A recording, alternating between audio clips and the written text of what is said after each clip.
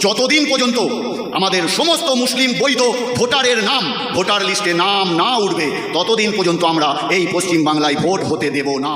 যতদিন পর্যন্ত বৈধ ভোটার লিস্টে নাম না উঠবে ততদিন পর্যন্ত যার নোটিশ এসেছে কিংবা যার নোটিশ আসেনি সকলে একযোগ হয়ে লড়াই করতে হবে। উত্তরপ্রদেশের মুখ্যমন্ত্রীর যোগী আদিত্যনাথের তার বাবার 7টা সন্তান, তার নোটিশ আপনারা দেখেছেন? অবশ্যই হিয়ারিংয়ে যাবেন, কারণ আপনার হিয়ারিংয়ে যাওয়া প্রয়োজন আছে।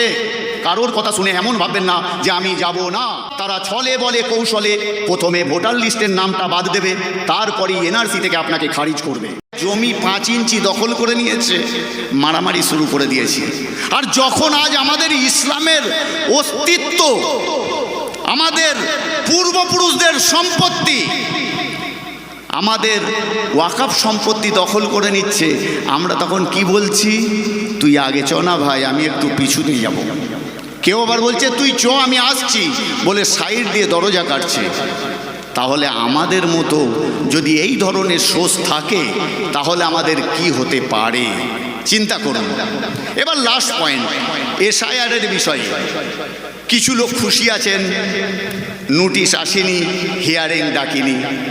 আর কিছু লোক খুবই চিন্তিত আছেন, ঘরে নোটিশ এসেছে, আমাকে হিয়ারিংয়ে ডাকা হয়েছে। দেখুন, আমি এই বিষয়ে 3টে কথা বলবো। দয়া করে কারো চক্রান্তে বা প্রলোভনে পা দিয়ে যদি হিয়ারিং আসে অবশ্যই হিয়ারিংয়ে যাবেন, কারণ আপনার হিয়ারিংয়ে যাওয়া প্রয়োজন আছে। কারোর কথা শুনে এমন ভাববেন না যে আমি যাব না। নাম্বার 2, এই আন্দোলন আমাদের জারি থাকবে হিয়ারিংয়ের সাথে সাথে। আর নাম্বার 3, যতদিন না পর্যন্ত এই চক্রান্তকারীরা আমাদের ভোটার নামের লিস্টে আমাদের সম্পূর্ণ বৈধ ভোটারের নাম যতদিন না তুলবে, ইনশাআল্লাহ আমরা ততদিন পর্যন্ত ভোট হতে দেব না। এটা মনে রাখুন, সকলের নাম না ভোটার আইডিতে উঠা পর্যন্ত আমরা কোনো মতে ভোট হতে দেব না। ইলেকশন কমিশনার প্রচণ্ড চালাক, তাই না? প্রথমে দেখলো 1.5 কোটি পশ্চিম বাংলা থেকে 1.5 কোটি মুসলমানের নাম বাদ যাবে।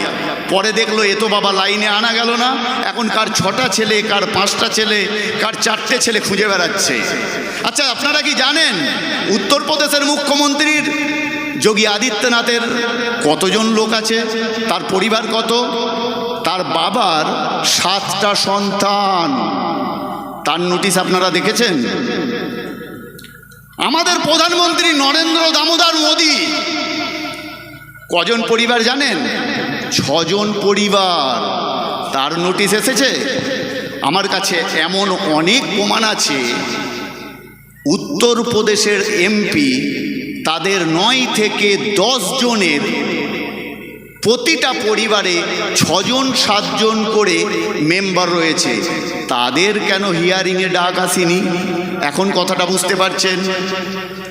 স্পষ্ট কথা, তারা ছলে বলে কৌশলে প্রথমে ভোটার লিস্টের নামটা বাদ দেবে, তারপরে এনআরসি থেকে আপনাকে খারিজ করবে। তাই কোনো মতেই যতদিন পর্যন্ত বৈধ ভোটার লিস্টে নাম না উঠবে ততদিন পর্যন্ত যার নোটিশ এসেছে কিংবা যার নোটিশ আসেনি সকলে একযোগ হয়ে লড়াই করতে হবে। এটা আমাদের অস্তিত্বের লড়াই, এটা আমাদের ঐতিহ্যের লড়াই, এটা আমাদের জাতির লড়াই।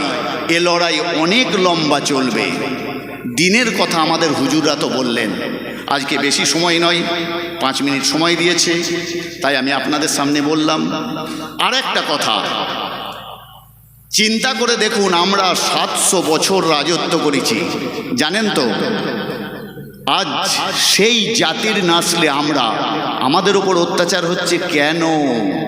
নিজের বুকে হাত দিয়ে বলুন, ইমানটা ঠিক আছে তো? এটা লক্ষ্য করুন।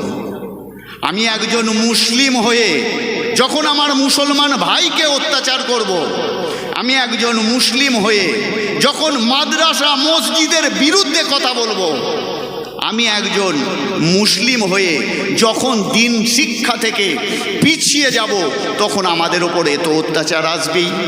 আপনারা কি জানেন ভারতবর্ষে 41,779টি মাদ্রাসা রয়েছে? কত বললাম?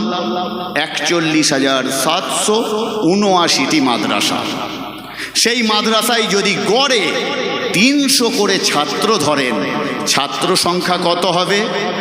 1,62,62,700 ছাত্র হবে।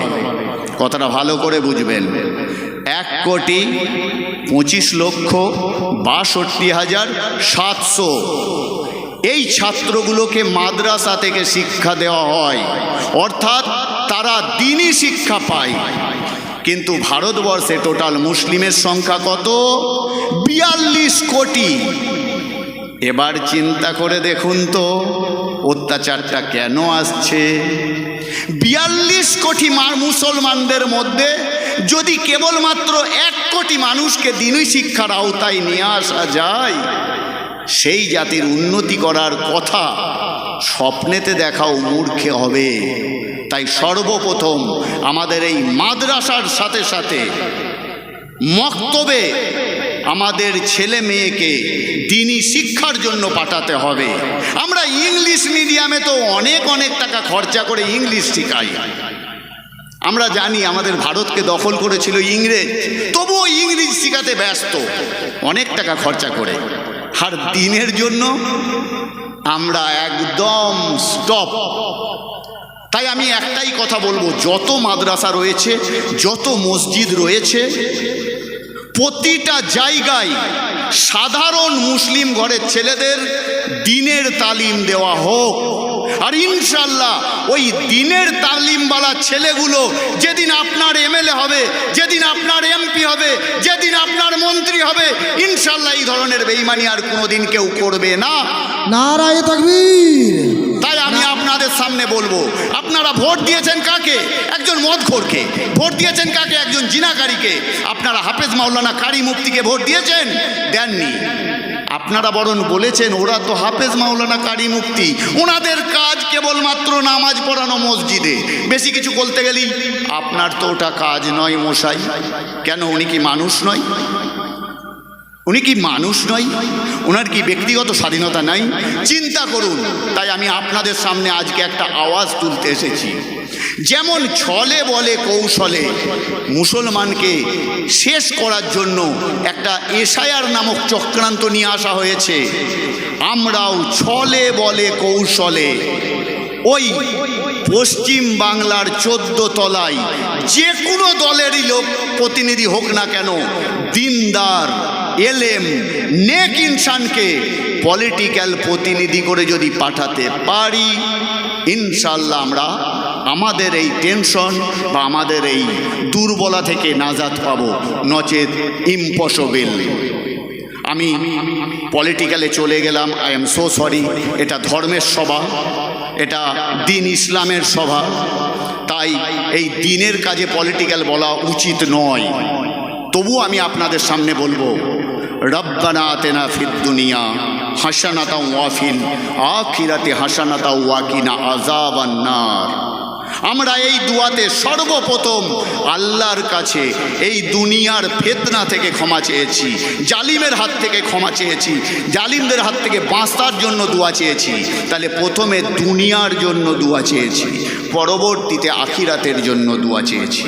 সুতরাং চিন্তা করবেন, সকলে সুস্থ থাকুন, ভালো থাকুন।